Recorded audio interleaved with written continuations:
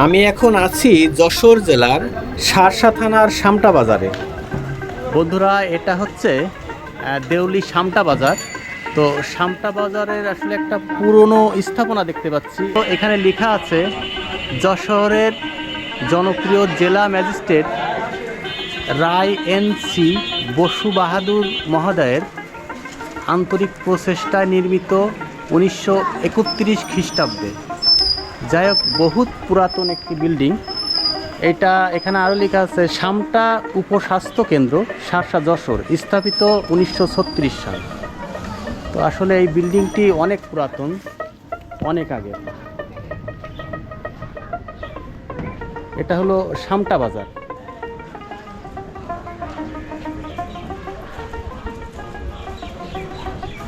ভাই, এটা কি কাজে ব্যবহার হতো আগে? এটাই আগে হসপিটাল এখনো ব্যবহার হয়? তালা মারে সকালবেলা 10টার দিকে খোলে, 1টা-1.5টা পর্যন্ত থাকে। বিরাট ভিড়। কিন্তু এটা 100 বছরের অধিক সময়ের আগে। ওপরে দুতলা মেলা ছিল, বুঝলেন, ওইগুলো নষ্ট হয়ে গেছে গিয়ে একটা। কিন্তু এখন এটা ব্যবহার হয়।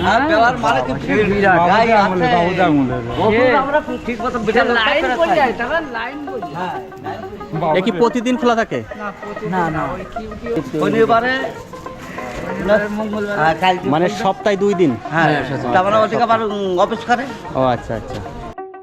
বন্ধুরা, স্থানীয় লোকজনের কাছে শুনে বুঝে যেটা বুঝলাম যে আসলে এই স্থাপনাটা স্বাস্থ্য কেন্দ্র হিসেবে ব্যবহার করা হয়।